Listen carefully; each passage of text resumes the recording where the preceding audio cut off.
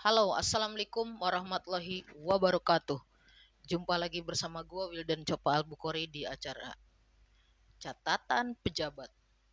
Kali ini akan membahas satu makanan yang tidak begitu asing di telinga gue, yang pastinya makanan khas Sunda.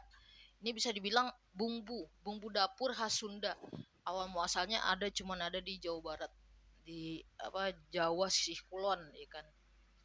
Nah dulu makanan ini dimasak kalau di tempat gue ya, dimasak pakai dikasih dikit bumbu, dikasih daun bawang, terus digoreng-goreng pakai minyak dikit, set.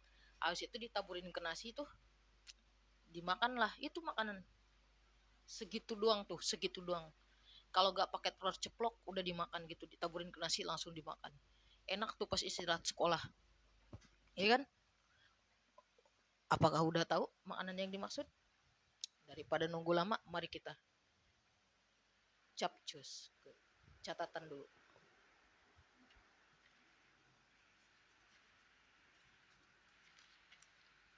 Nah ini, nah ini dia makanan yang dimaksud adalah terasi. Ternyata panjang banget sejarahnya. Dan asal usulnya hampir mirip dengan asal usul pizza dari Italia ternyata ya. Ini adalah makanan elit. Jadi pada abad ke-20, salah, sorry. Pada abad ke-14 sampai 15, makanan di tanah Sunda tidak ada enak-enaknya. Katanya nih pada tahun, jangan ntar dibully lagi gua. Ini beneran dari abad 14 sampai 15 nih. Tidak ada enak-enaknya. Sama sekali. Belum ditemukan bumbu memadai sebagai penyedap. Ya kan? Jadi belum ada penyedap waktu itu, penyedap macam-macam kayak sekarang belum ada. Nah, makanan tidak ada enak-enaknya. Menurut cerita Purwa, Caruban Nagari, orang yang mulai membuat terasi bumbu masakan kala itu adalah Ki Danusela dan istrinya Nyi Arumsari. Nah, Ki Danusela dan istrinya Nyi Arumsari. Terasi terbuat dari olahan rebon atau udang kecil. Kalau di tempat gue disebutnya larong. Nah, itu sama juga tuh dimasaknya pakai gula merah, pakai daun bawang, digoreng-goreng pakai minyak dikit, udah ditaburin ke nasi, udah enak tuh. Waktu itu tumpukan nasi, garam dan bahan-bahan lainnya yang dirahasiakan. Jadi ada bahan rahasia nih di sini. Selain membuat terasi, dibuat juga petis oleh keduanya. Selain itu, nah keduanya itu tadi Kidanusela sama Nyi Arumsari, ya kan? Dibuat petis oleh keduanya. Selain itu di Cirebon juga sebagai penghasil garam unggulan di tanah Sunda. Waktu itu kemampuan keterampilan membuat terasi dan petis itu kemudian diwariskan kepada anak dan menantunya, yaitu Pangeran Walang Sungsang, dan Kencana Larang.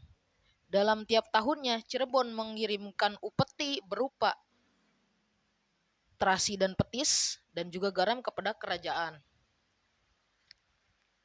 atasannya, termasuk kerajaan Raja Galuh yang kala itu menjadi pusat administrasi kerajaan Pajajaran di wilayah pantai utara bagian timur. Tuh, pantai utara bagian timur. Jadi sebenarnya upeti itu masih ada sampai sekarang, cuman ganti nama aja jadi pajak. Karena benar juga kan kita ini udah gak dijajah sama orang asing, tapi dijajah sama orang kita sendiri. Iya, ya kan, gaji aja kemarin katanya dipotong buat apaan tuh, rumah, ya kan, BPJS apa segala macam tuh, gitulah pokoknya. Konon terasi berasal dari kata asi yang artinya disukai raja. Dahulu perbedaan masakan para bangsawan atau raja dengan rakyat biasa terletak pada ada atau tidak adanya terasi dalam campuran makanannya. Nah, harga terasi saat itu sangat mahal, ya kan? Sebab makanan kaum bangsawan. Dalam cerita lain, ketika Cakraningrat, raja dari kerajaan Raja Galuh, saat itu menyantap masakan di meja makannya. tiba-tiba ia merasakan makanan yang dihidangkannya sangat gak enak sekali. Kemudian ia memuntahkannya. Setelah bertanya pada pelayan dan patih, rupanya makanan yang dihidangkan tidak diberikan terasi. Nah, ketika sang raja menanyakan alasan kepada patih, patih menjawab, Cirebon sudah menghentikan pengiriman upeti terasi. Di Cirebon telah menyatakan jadi Cirebon telah menyatakan kemerdekaannya. Hal inilah yang kemudian menjadi tanda bahwa kemerdekaan di Cirebon dimulai dari peristiwa dihentikannya pengiriman upeti berupa terasi dan petis dan juga garam pada tahun 1482. Oh, berarti pada 44 abad 14 tuh tadi ya kan, bukan 14 sampai 15, karena pas abad ke-15 berarti tahun 15 berapa itu udah gak dikirim upeti lagi tuh ikan ke kerajaan Raja Galuh dari Cirebon. Nah itu dia. Nah ini jadi cerita lagi apa namanya, cerita tentang terasi ini. Ternyata kirain tadi bakal panjang ya, karena di catatannya panjang tadi. Gue kecepatan kali ya bacanya, sehingga gak nyimak. Jadi itu sejarahnya kayak gitu tuh. Jadi terasi itu makanan bangsawan. Nah sekarang malahan rakyat biasa yang makan pakai terasi. Ikan gue itu cerita nih waktu kelas berapa tuh, dari kelas 1 pokoknya dulu, yang kalau berangkat sekolah itu kan dikasih nasi tutuk yang dari singkong itu tuh. Nah kalau misalnya istirahat, kalau gak punya uang jajan, pulang ke rumah lagi ngambil nasi. Nah di rumah itu udah ada sepiring tuh, di piring kecil terasi goreng. Jadi yang kayak tadi diceritain di awal, dikasih minyak dikit aja, terus dikasih bawang daun, dikasih bumbu-bumbu, abis itu digoreng, goreng, ditaruh di piring, ntar nyendok nasi anget, taburin dah tuh. Udah kayak gitu doang, udah enak tuh. Kayak di rumah no, ada suara burung. Gitu doang udah enak tuh, ikan. Nah, kayak tadi kan tuh di Cirebon. Cirebon udah menyatakan kemerdekaannya pada tahun 1842. Tapi sekarang, tahu sendiri ikan, buat nyari satu orang aja susah gitu. Satu orang yang kemarin tuh yang katanya viral gak ditangkap, yang ditangkap salah orang lagi, nah itulah. Siapa yang manggil? Woi, waduh, bentar, ada yang minjem pisau lagi.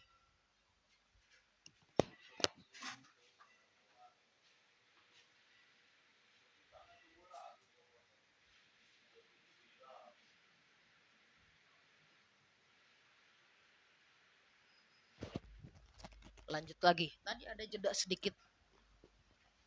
Nah gitu jadinya, bahkan sekarang gitu udah kayak bukan makanan. Kalau dulu kan katanya di zaman kerajaan makanan elit ya kan, cuman raja-raja doang yang bisa makan terasi itu ya kan. Sekarang malahan mana ada orang kaya yang mau makan pakai terasi ya kan. Nyium aromanya aja kadang gitu dia.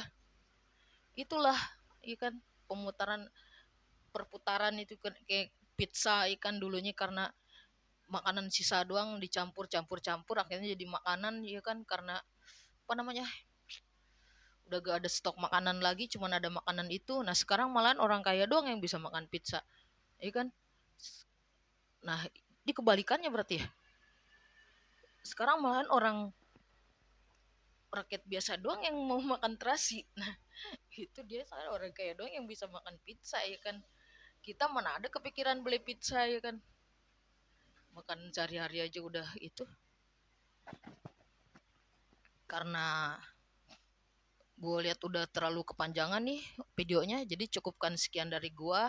Semoga ini menjadi ada manfaat-manfaatnya buat kalian ya kan. Hidayah dari Allah ya kan. Jika ada kekurangannya itu adalah murni dari kekurangan gua. Habis ini karena gua mau ke tukang urut, tangan gua masih sakit nih tuh, habis kecengklak kemarin latihan naik motor. Cukup sekian dari gua. Tetap nonton catatan pejabat, tetap apa namanya, baca catatannya di blog juga ada beberapa, nonton di YouTube, sebar ke tetangga, saudara, teman, sahabat, dan lain sebagainya. Cukupkan sekian dari gua. Wassalamualaikum warahmatullahi wabarakatuh.